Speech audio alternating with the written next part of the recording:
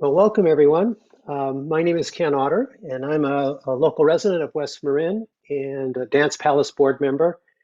And I just want to extend a really warm welcome to you for this, for coming to this event tonight. I'm really happy that we're able to do something in honor of Earth Day and Earth Week. As co-sponsors with Emergent Magazine, we're delighted to show Earthrise and to be a co-sponsor with Emergent Magazine and to welcome the Emmanuel Vaughan-Lee, who's the executive director of Emergent Magazine. And I just want to say a few words before we get started with the film. And the first is just the flow of the evening. After I introduce the co-sponsors a little bit, I'm going to, we'll move into the film. And then during the film and shortly thereafter, we invite you to post questions in the chat. And we'll then begin a discussion and Q&A with Emmanuel. So those of you who may not be familiar with Emergence Magazine, you might have come through Dance Palace or somewhere else. I just want to say you owe it to yourself to check out Emergence Magazine, emergencemagazine.org. And just like when I read something or listen to something or watch something, there's something about the way they tell their stories. They share their content that evokes the kind of aesthetic experience I have by walking into the wild landscapes and to the seascapes around here. It evokes something that is quite aesthetically moving to me. And so I want to really recommend that you check out the magazine. It's both in print and online. And I just really appreciate the way they take a fierce look at the tragedies and pathologies of our world, but as well as really evoking, inspiring our imagination of what's possible. So please check it out. Now about the Dance Palace. We're an arts, education, and community center here in the unceded lands, ancestral lands of the Coast Miwok. We've been here for 50 years. And we see ourselves as contributing to the well-being of this particular community. And we're celebrating our 50 years this year. And as most community organizations, we've had to pivot online for these last year or so. And there's been a challenge to do that. And so, but there's also been a silver lining in that we're able to offer events like this where we can expand and widen our network to connect to folks that may not just be living here or not be visiting here, but can sort of tap into what it is that the Dance Palace offers. But also, we're doing these events free, so we appreciate any donations that you can provide. And there's a link for donations on our page. And there's ways that you can see other events that we do, author events, film events, as well as community sort of cultural events, and those are on our YouTube channel. So without any more introductions, I just want to say again, welcome, and we'll move to watching the film, and then we'll meet up with Emmanuel Vaughan-Lee after the film. Okay, enjoy.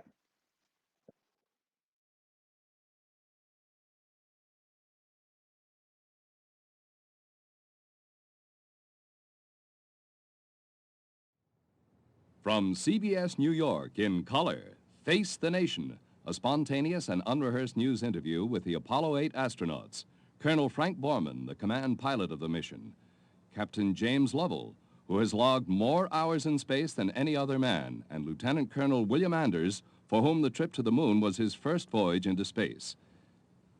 You three gentlemen were the first men to escape from the Earth, so to speak. Is there, I'm sure you're going to be asked this over and over again, but I think everybody wonders about it. Is there some kind of a psychological wrench when you see the Earth actually receding, when you're alone in the universe and the only spot in the whole visible universe is an Earth which is so distant that it looks like, as I believe one of you said, like a quarter or something of that sort? Is there some kind of a feeling which might seriously affect people who are not like you, trained, experienced? In other words, if you had a passenger aboard who were not so busy, would he really feel a wrench?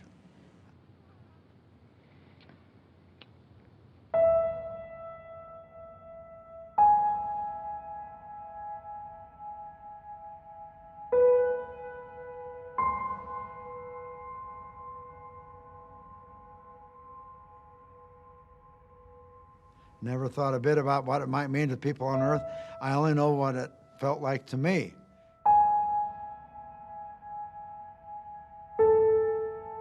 What they should have sent was poets, because I don't think we captured in its entirety the grandeur of what we had seen.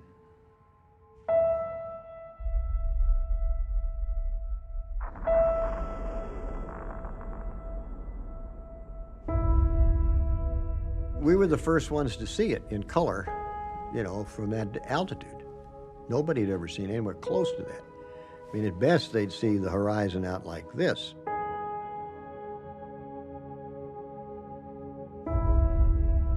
You don't see cities, you don't see boundaries, you don't see countries, you don't see people. It looks like the place is uninhabited.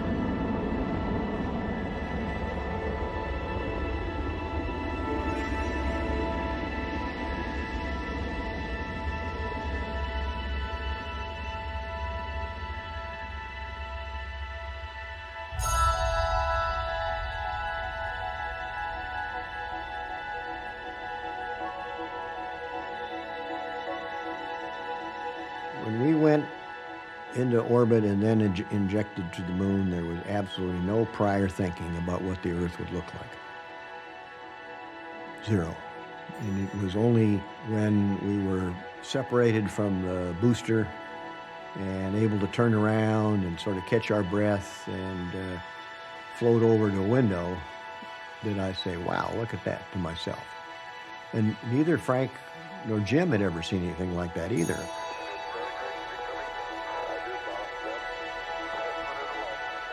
There isn't that much difference between the Earth and the orbit. It's only when you get into deeper space that you experience the total immersion in the heavens. The Earth was the only thing in the entire universe. Of all this inky black void, the Earth was there with a beautiful blue hue to it. The blue marble, that's what it looked like, a blue marble, a blue agate. I had trouble orienting myself because I didn't know which end was north, which end was up. And I worked my way down from the South Pole, Antarctica, and was able to identify continents and whatnot, and realized that, well, okay, that brown thing off to the right was the bulge of Africa. And then as things started popping out, I could see Florida and the tongue of the ocean down at the Bahamas, very blue. And I thought, oh my God, this is amazing.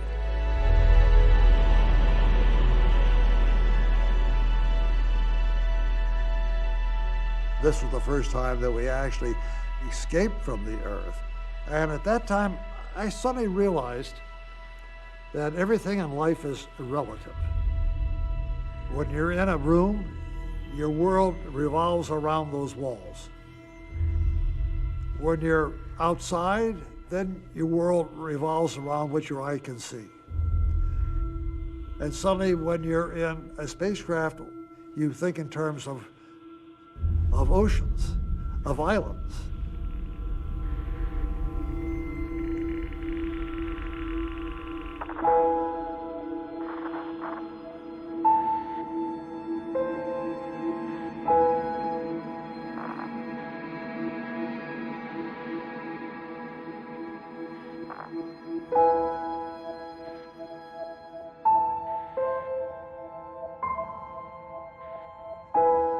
There was essentially zero interest in images of Earth from space. Nobody told me to take a picture of the Earth. I didn't think about it either.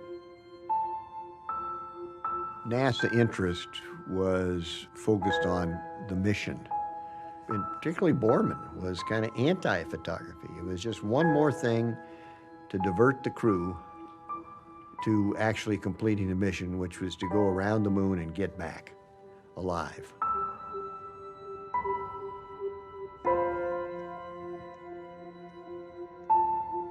We didn't have any specific directions of the use of photography.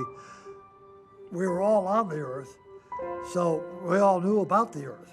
They wanted photographs of something that was unusual, close-ups of the far side of the moon, and the Earth was strictly secondary. We had Hasselblad 70mm cameras with a magazine that held 200 exposures of thin-based film. Looking back at the Earth, I'm thinking, man, that's pretty. I wonder what the right f-stop would be. Well, I always took 3 or 4.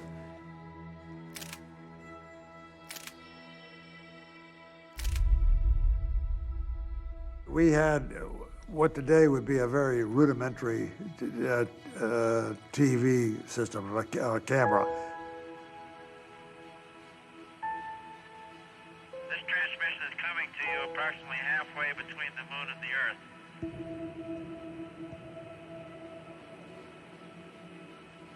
Well, we're all in very good shape. Jim is busy working, preparing lunch. Bill is playing cameraman right now, and to get a close-up of Jim Lovell, Bill, you can let everybody see that he's already outdistancing us in the beard race. Jim has got quite a beard going already. Happy birthday, Mother. Okay, now we're coming up on the view. We really want you to see that's the view of the Earth. And if you'll break for just a minute, Bill's going to put on the large lens, so we'll be right back with you. Houston, we're now showing you a view of the Earth through the telephoto lens. You don't have a lens cover on there, do you? No, we checked that, as a matter of fact. There's a picture. Didn't work all that well at first, but eventually people on the ground were able to see something that resembled an illuminated sphere called the Earth, and it wasn't high definition by any means. And just hold her steady. It's really looking good. I was wrong on things at times, and I was terribly wrong on the television. I didn't even want to take a television camera with us. That was stupid on my part. The television brought back the realities of what we were doing to the American people, with the people of the world. We've been 31 hours, about 20 minutes into flight. So we'll be signing off here and looking forward now, of course, till the day after tomorrow when we'll be just 60 miles away from the moon.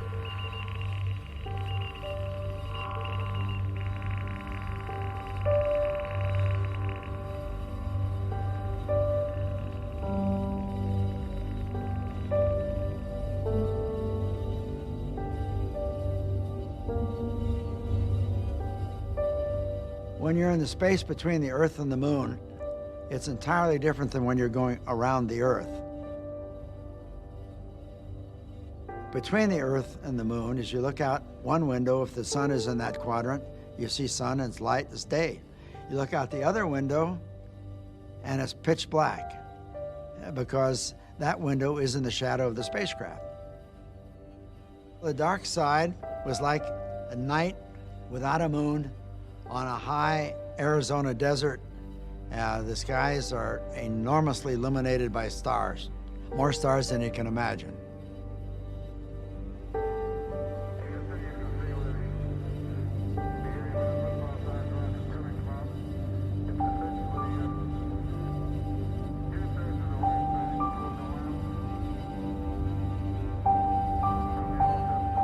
The moon is orbiting this way, and we're aiming for the front of the moon, the leading edge of the moon.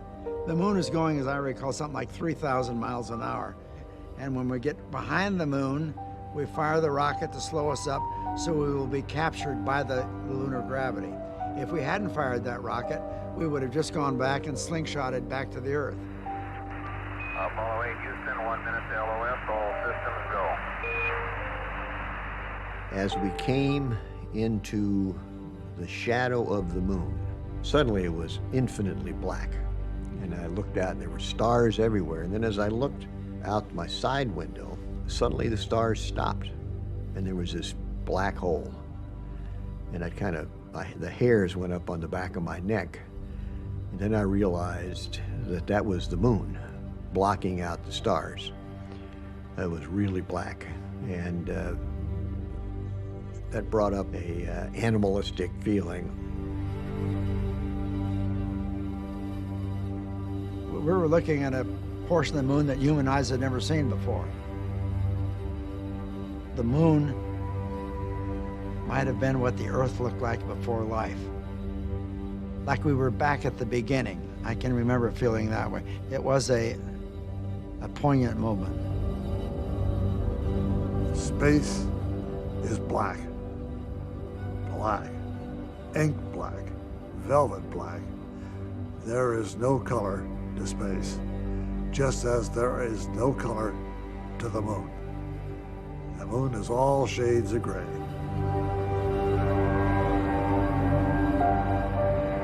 Bill Anders, Jim Lovell, and myself have spent the day before Christmas up here doing experiments, taking pictures, and firing our spacecraft engines to maneuver around. What we'll do now is follow the trail that we've been following all day and take you on through to a lunar sunset. The moon is a vast, lonely, forbidding type existence or expanse of nothing.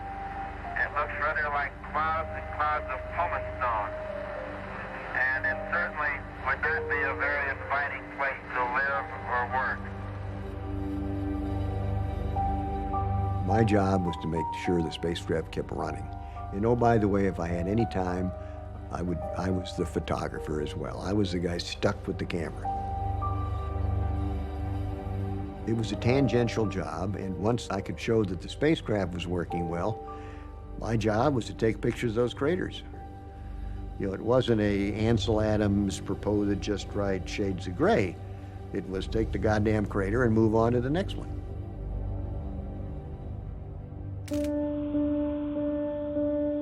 I started out setting up the cameras and taking pictures according to my photographic flight plan. No matter how closely you looked, it was crater upon crater. It was interesting, but after about an hour, I'm thinking, you know, it's kind of boring.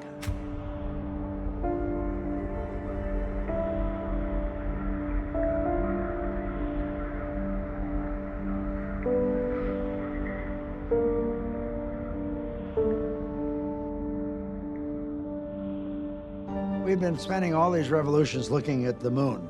Then as we come around this non-inviting place, we look up and there's the Earth. It's 240,000 miles away. It was small enough you could cover it with your thumbnail. And everything we held dear, our families, our country, everything we held dear was back on that blue planet. That was a sense of how in the world could this little ball, you know, exist in this vast universe of nothing. The fact that the lunar horizon was so ugly and stark, that amplified the beauty of the Earth. Wow, that's pretty. Hand me a roll of color quick. Oh man, that's great. Where is it? Quick. We were all awestruck by the difference, the beauty of the Earth and its color against the blackness of space. Oh, that's a beautiful shot.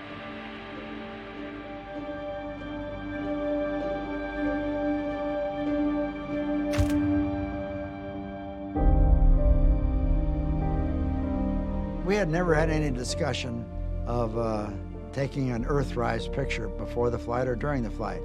And yet when we came over the moon on this flight, we looked up and there was this beautiful blue ball in the background.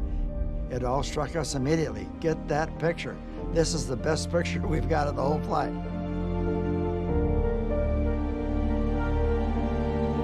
It gave a contrast. It said that, hey, here are people looking from a different planet, looking back at what is our home.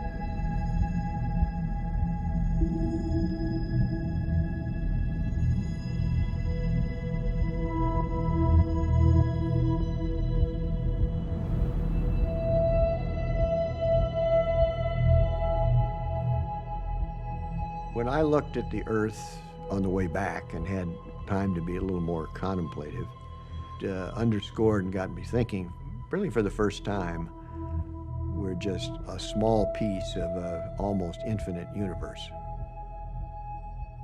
Before the flight, I was a Catholic and had communion from my old parish priest.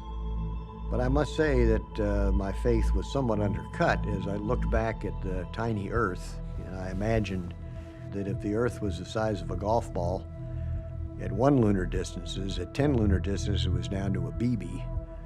And 100 lunar distances, where it's hardly going anywhere in space, it's like a grain of sand. I got to thinking, is that really the center of the universe?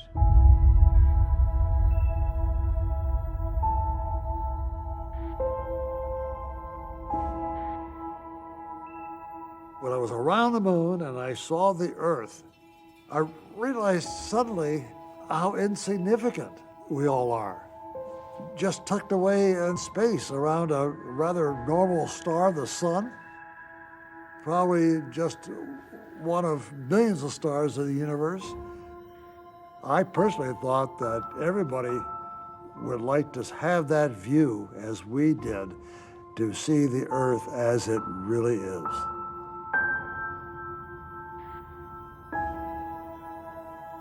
I believe all three of us had an emotional reaction to seeing the Earth.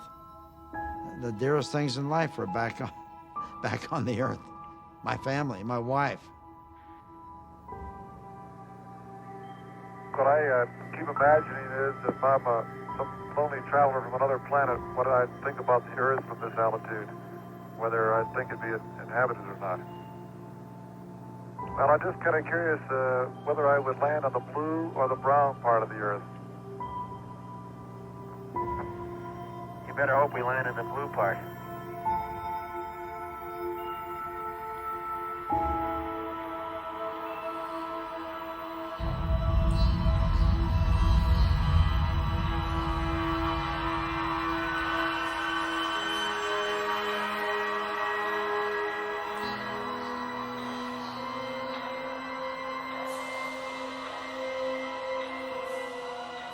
The target for the reentry is something like a mail slot if the mailman had to deliver your letter from 20,000 miles away. If we were too steep, we'd burn up. And if we were too shallow, we'd skip out, like skipping a stone on water. It always reminded me of like flying inside of a neon tube. It was so bright, and every once in a while you'd see chunks of the heat shield go flying by.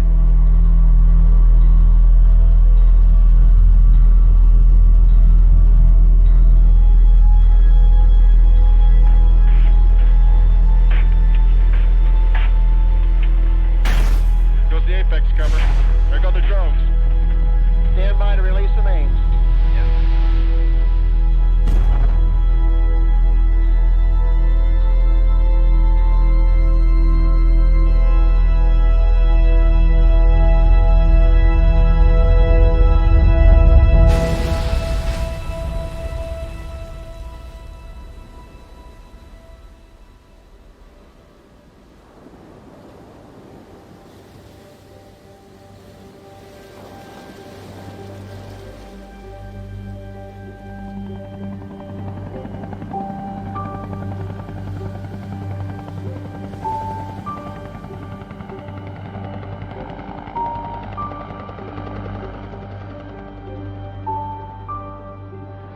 I really don't know what I can say in a situation like this. We're very grateful for your participation. You stayed out here over Christmas. A lot of the attention gets focused on the flight crew, but there's a great vast reservoir of people that support us, and I guess we all did this, and we appreciate your help very much. Thank you. Everything that I held dear was on this earth, and I got off the airplane and there it was. My family and my co-workers clapping and cheering. That was probably the most emotional part of the flight for me is the homecoming. People were going nuts. But just getting home was a rewarding experience. It was a sense of accomplishment, a sense of euphoria that we actually did it and it's completed. And just think we were there and now we're back again. We always somehow could not help knowing the enormity of what we did. I knew that with NASA that everybody was elated, you know, and I was too. But the accolades that suddenly came to us, it was much greater than at least I expected.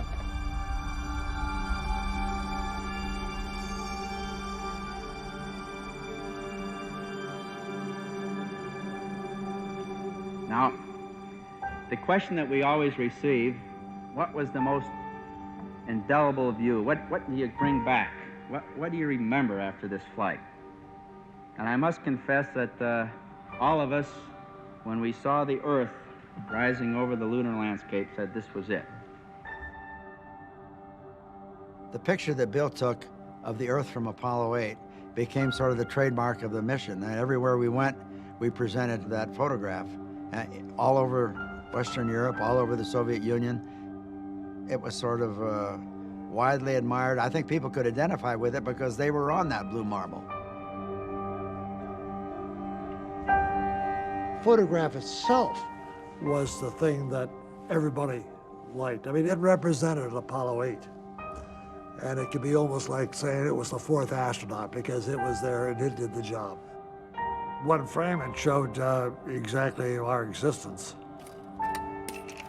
So the one overwhelming emotion that we carried with us is the fact that we really do all exist on one small globe.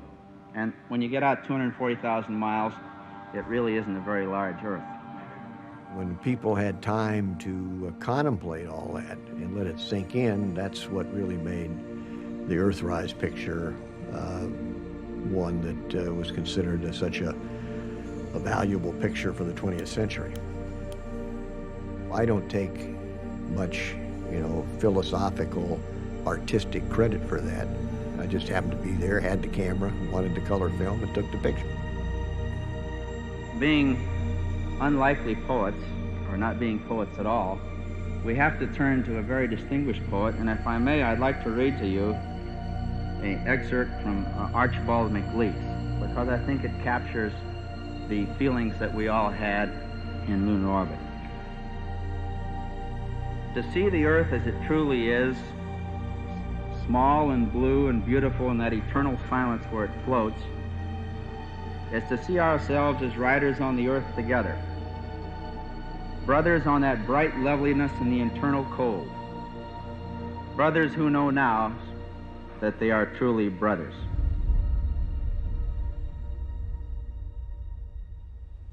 Gentlemen, since you've now established yourselves by your own admission as philosophers, I'd like to ask you a kind of a philosophical question. Do you think it's changed something in you? I notice, for example, you always refer now to the good Earth. You're hardly able to say Earth without saying good Earth, as though you'd gotten some new affection for this ball. I don't think it's changed anything in me, but it certainly has amplified a feeling, a basic feeling that I've had for many years about the Earth. I think it first started when Jim and I flew in Gemini, and you realize that these boundaries we have are really artificial ones. Well, you mentioned about, the Earth receding, and that feeling of mine that perhaps we wouldn't get back there, which of course would be natural, if you can only transform that into everybody on the Earth, that they really don't understand and realize what you have here until you leave it. I may be naive, but I think that we will eventually, through the space program and through this space exploration of away from the Earth and away from the totally nationalistic interests, we may, in some way, develop a closer relationship here among the people. I firmly believe that.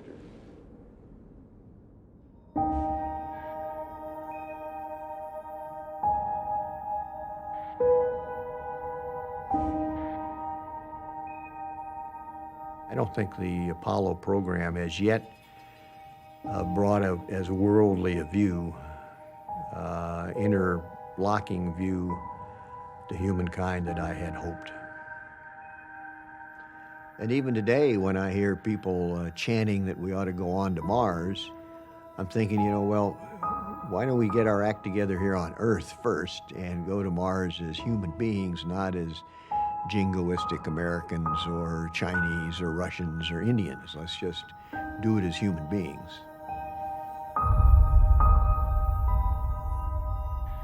Makes me feel a little bit disappointed.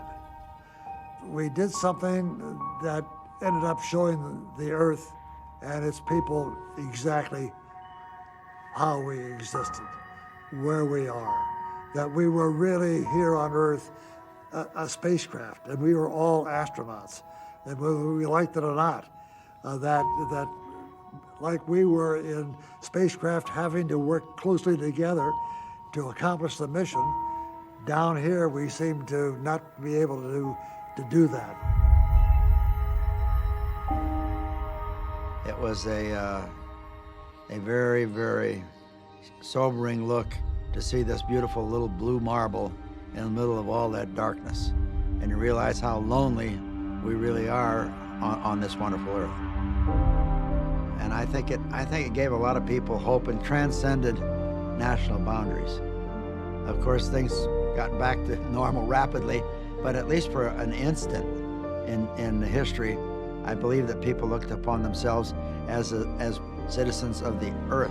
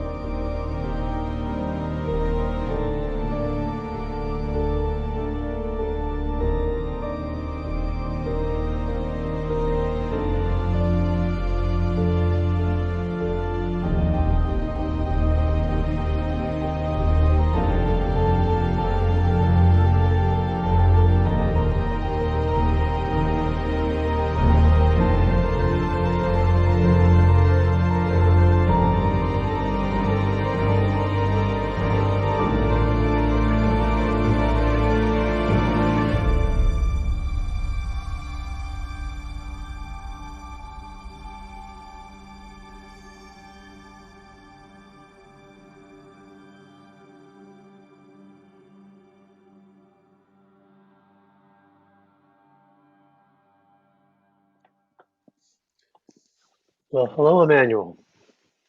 Thank you Hi, for being Ken. with us and making that beautiful film. And so I'm going to just start us off with a question or two, and then hopefully we'll get some questions from folks to sort of move this discussion in the direction it's meant to go. I think I've seen this film 5 or 6 times now, and each time I see it, not only am I deeply moved, but I notice different things about it, and I brings up different responses. And I can imagine you've seen the film quite countless times, and obviously very embedded in the making of it. What happens for you when you watch it here, April 18th, 2021, again? What comes up for you? Great question. Thank you, everybody who's joining from all over the world. Just a quick hello to everyone. Just saw people from Australia, Brazil, and India, different parts of the US, Canada. Thank you so much for joining us for this screening. It's a strange thing to watch your own work. I always feel that as a filmmaker, because by the time you've gotten to the place where you get to share it with people, and whether it's a virtual screening like this or in a cinema or a festival or somewhere you've seen it far too many times already, and kind of want to be anywhere but there watching it. And I actually haven't seen it in a while, so I wanted to watch it and be present, see it again, and so it was just kind of strange to see it again after not watching it for, I guess, at least a year or two. I can't remember last time. But what I'm kind of connected to when I see the film is it kind of takes me back to the process of being in conversation with the astronauts, rather than kind of looking at the film just as a complete finished story. It takes me back to talking to Bill and talking to Frank and talking to Jim, and remembering the conversation, not just what was shared in the film that we edited down, but just the conversations of being with them and experiencing the emotional exchange of them relaying their experience. And so the physicality actually is what I remember, and it brings me back to, and so much of the film is comprised of archive film and photography. And when we were making the film, I think actually one of the most moving experiences, in addition to hearing the astronauts relay their experience, was going through hours of archive footage and thousands of photos. NASA took something like 7,500 photos through all the Apollo missions, and they were all shot on film. And most of the film was also held in human hands. A few shots are set up, you can see, to watch the boosters go and whatnot. But I felt connected to the astronauts' experience by going on this journey of being, behind the camera with them and seeing all these photos. And so I feel more intimately connected with the footage when I think about that. And that was a big part of the process of making the film, was to not just tell their story as they did, but to try and capture the human experience of what it was like for them, and to kind of orient myself if I was behind the camera with Bill, or if I was, seeing that, and to try to connect to the archive footage. And it's, there was this, great moments when you look at it all. You had human hands, in front of the lens, and so often we think of space, it's this removed experience. It's up there and we're down here. Yeah. And that's what it brings back for me. It's just the human experience and connection between the astronauts and the footage. Mm-hmm. And it seems like that's what you wanted to convey in the film, is if that human experience of being there. Yeah. I mean, and also to perhaps reconnect with the power that image holds. I mean, that was the first image of Earth from space taken by a human being as we left Earth's atmosphere, from the moon, looking back from another celestial body. And when that photograph was shared in 1968, after Christmas, after they had returned back to Earth, it plastered newspapers and magazine covers the world over. And it was a profound moment of realization of who we are and what we are and how connected we are. This visual representation of what it means to be a human being on a shared planet. Right. And yet, all these years later, we have kind of become removed from the power of that image. The Earth images are ubiquitous. Google Earth is at our fingertips.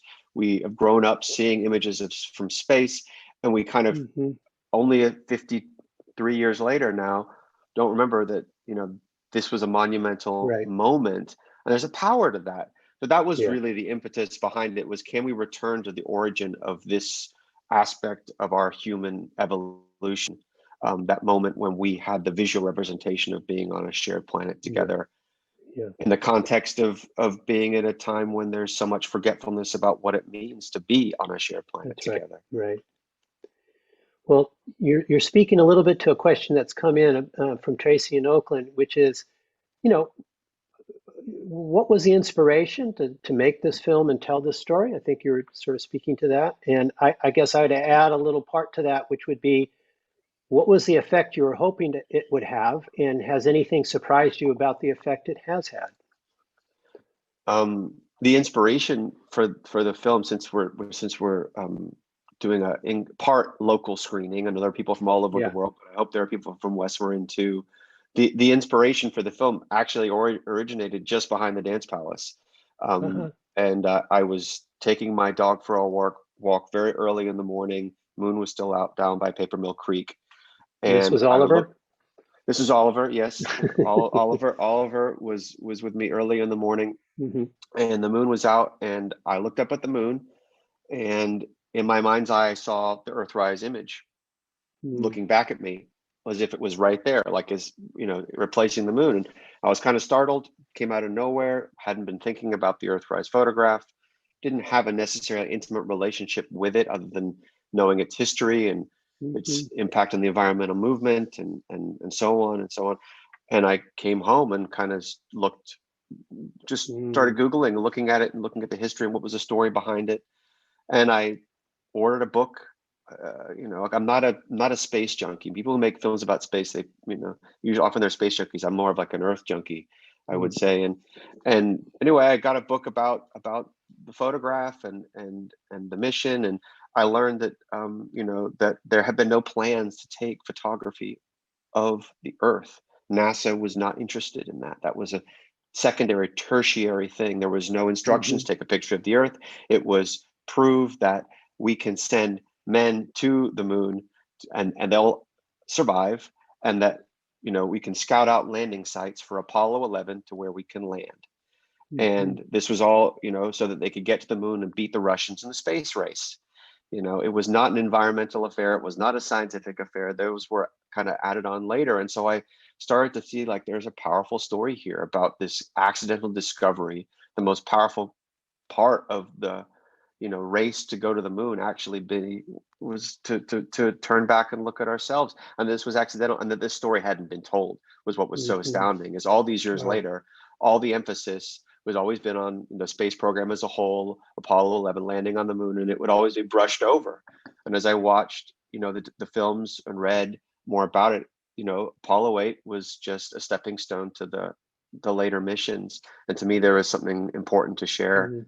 And could we, you know, tell a story? The film came out 3 years ago today on the 50th anniversary, as we look back at this monumentous kind of anniversary with a new light. Yeah, so because just seeing that image, I think I was, you know, 12, 13, probably 13 years old when that image came. And well, what 2 years later was Earth Day, 2 years. The image has this sense of being, you know, it can actually reinforce our separation. Like it's an object that's separate from us, that we have this, but that's not the story. That's not the experience. So without the story, the image may not have the power that it obviously had to these folks. So it seems to me that in telling the story, you're actually bringing forth that sense of radical belonging that's missing in so much of our world, at least now. So it seems so I think that the story of that is quite, in my mind, is more powerful now than the image. So that's the thing that I walk away with. So there's another question here around from David, that just part of the making of the film, I think you alluded to this a bit, was in the editing. So you had to work through a lot of archival footage and had to make a 30-minute film. Kind of what went into your decision process of what to leave out, because obviously you left out more than you brought in. And then so I mean, there was, we didn't have thousands of hours of archival footage. There, you know, there were thousands of photographs, and there were, you know, there was, you know, footage from all the Apollo missions. You know, I don't know the exact number of hours, but it's not even 100. Maybe it's 50 or less. So. And there's archive footage after they got back as well. And we looked through. You know, any archive filmmaking process is just like looking through all the material. You know, just when you're making a film, what is an archive, you shoot a lot. You shoot the footage and you look at it all afterwards, and then you kind of distill. So it was challenging, going back and looking at the footage and narrowing it down, but also we wanted to, just use the footage that the Apollo astronauts had shot themselves. We wanted to use, certain shots were obvious. Finding that Face the Nation clip was like a moment, like an aha moment when we saw like, oh, this can bookend the film. Because this, they have their own personal transformation they went in as individuals along the journey. And that's really the arc of the film, is their transformation and their journey, not just the facts of what they did and the power of the photograph. It's all through their personal experience. So we had to take that lens as we were going through the material. How does this correspond to the arc of the interviews? How does this correspond to their own personal experiences? And how can we marry them together? So another question that came from Carl, which is, do you have any plans to follow up with any additional interviews with, the astronauts, or any way that you want to continue with seeing what might come from this point out? No, I mean, this was just for this film. I don't think I'll make another space related film. And there's been a lot of documentation with with the astronauts all from the Apollo program. There were 24. A lot of them did a lot of interviews over the years. Some more than others. And some like the camera more than others. What I was appreciative of is that Jim Lovell was more famous than the other two. He was played by Tom Hanks in Apollo 13, and he was on that mission that was very famous, that became a feature film. And he had become almost like a professional astronaut in the latter half of his life, and that he did a lot of public appearances and he did a lot of interviews. Neither Frank or Bill had really done that many interviews, especially for many years. They had other careers.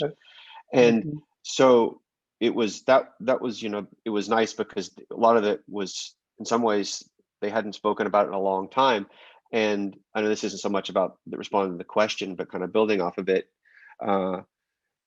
They were towards the end of their lives when I spoke to them. They're still alive, but they were in their mid 80s then, late 80s then. And Frank was like, I'm just gonna, honestly, I'm being more, he called himself, when he's very stoic on film, as you see, being very emotional at the time. This is me being emotional. This is me saying, my feelings, because he's like, well, before we kind of had a script we kind of had in our heads, we had to play, we had to share. And all these years later, I don't really feel the same way. I'm gonna just share what I want to share, and whatever happens. And I think Bill too. So I was grateful for my time with them, and I'll let that stand. Yeah, let the film stand. So what did anything surprise you? I mean, you had obviously something in mind when you went into it, and then you've shown it, and it's been shown. Has there been anything surprising that's come in terms of the effect that it's had, or the way that people have held it, or just any unexpected twists and turns as a result of doing the film and showing the film? Yeah, I mean, I would say the one that comes to me that's maybe most powerful is, after showing the film, and it's been distributed widely and people reaching out and sharing about it, was that the image itself, not just the story, I mean, they go together, but people would talk about how that image hits them in a certain way. And it would be from, I had people who would say, I remember when that mission happened. I was 5 years old, or I was 10 years old, or I remember that broadcast. I remember when that image came. I remember when it was on the Whole Earth Axis catalog. I remember, because it played a role in influencing culture through its publication in that magazine and others. They would talk about the power, but then there are people who grew up, who were born like my generation, born in the late 70s, born in the 80s, or 90s, all different age groups. And they would talk about the power that image held. It's like the fact that it was captured by a human being in a moment of awe, because Bill was in a moment of awe. They came around the horizon. They saw the Earth rising up, and they were awestruck, and they were overwhelmed. Quick, grab the camera. They're being very, practical. Let's capture this. But they were filled with awe and wonder. And Mm. that emotion, that reaction, to me, that's in the image. That's, I Yeah. think, the beauty of when you work with film versus digital. There's an impartation of an experience in the process. There's a Right. physicality to it. That was a powerful response they all had, and that's there in the film. And Mm-hmm. and it, yes, it's a nicely composed image. You see the contrast between the moon and the earth. You see how the blackness of space, the blue, all the things that they describe. But to me, I think it's because there's something of this universal wonder and awe that is innate in us for the earth that captured the imaginations of billions of people in 1968, Yeah. had that Yeah. moment of awe and wonder. Yeah. It can reignite that for people Yeah. who had that, and for people who didn't have that experience, it ignites that again. And I think again, it Mm-hmm. returns people to the core of what it means to be on this earth, and go beyond, you know, any sort of information we're supposed to understand about being connected and we're all in one body and so on and so forth. It's just there and alive. So that surprised me, just how often people would have that emotion, Mm-hmm. and that people would be moved and express themselves in that way, which you don't think, you know, you hope, sure, you want to Right. take people to the experience that you had as the filmmaker, that you wanted to, you know, Mm. impart as a storyteller, and you hope you can achieve that. So Mm-hmm. So it sounds like one of your sort of aspirational hopes has been realized in these responses that you're getting from folks. yeah, I guess you could say that. Yeah. Yeah. Yeah. Yeah. Yeah. Yeah.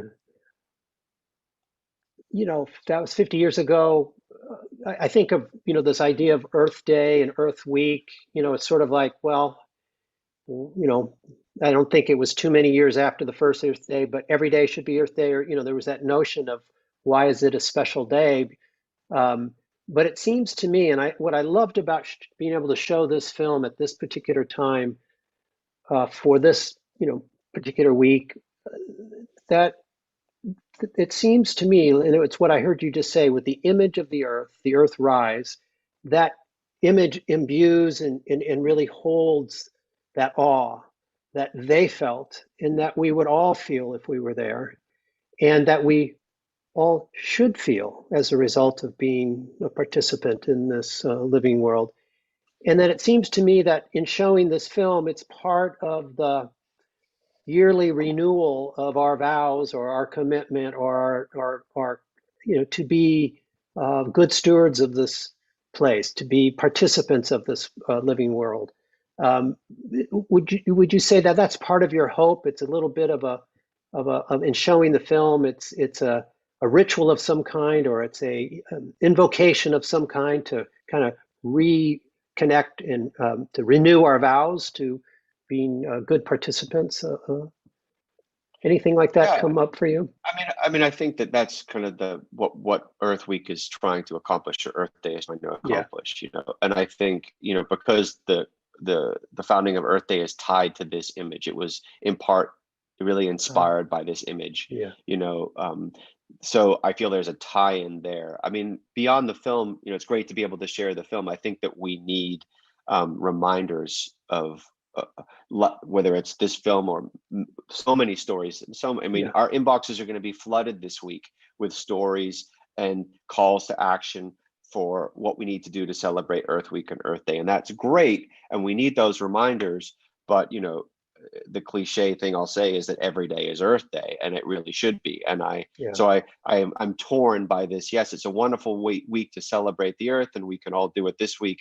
But what about the 51 other weeks of the year? Yeah. You know, 364 other days of the year that we need to be bringing that awareness and consciousness into not just our actions, because to me, actions only have merit and lasting longevity and real change if they're rooted in something which is lasting from a story perspective, from a values perspective, from an understanding and a consciousness perspective. So I feel like if Earth Day and Earth Week can do anything, it can help shift people's consciousness that's going to have a reverberating effect throughout the year and years to come. But yeah, we need as many reminders as we can. We're very forgetful, you know? Mhm. But and so this seems to make, as we come to the close here, it seems to me that's what you're trying to have happen with Emergence Magazine, yeah? This is one story of it's a way to bring these stories forward so that we don't forget. Is that fair to say?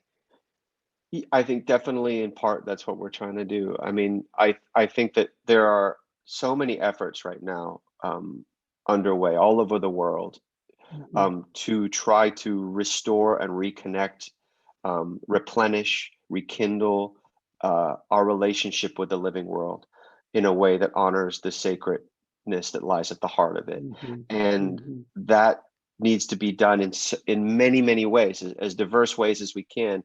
But I think one of the most powerful ways it can be done is by using the power of story to help create a fabric Mhm. of connection that can Yeah. support and build a foundation for how we can live individually, collectively, as a society, and deal with the challenges that are in front of us. We need to return to Mhm. something that's real. And our current society and has been built on a falsehood, is that we are separate from the living Right. world. Yeah. And so emergence is one of many efforts which is trying to use story as a way to we say reconnect the threads of ecology, culture, and spirituality. And those are the Mhm. three, we feel like, the pillars of what makes a culture sustainable in the true sense of the word. That a culture has to be built on a positive and real relationship with the living earth around it, and that our culture has a form of expression which we call spirituality, which is of course incredibly broad, but it's how we find meaning as human beings in relationship Mhm. to our culture and our relationship to the earth. They have to go together. So Mhm.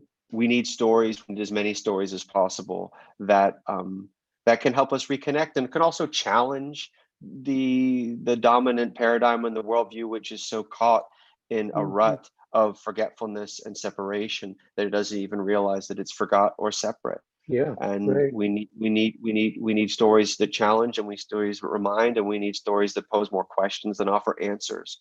Mhm. Because it's through the act of storytelling and sharing those stories that things come into being. Right. Well, I just want to return as we close here to the what I mentioned in the beginning, which is in reading or watching or viewing or listening to what gets generated from Merges Magazine.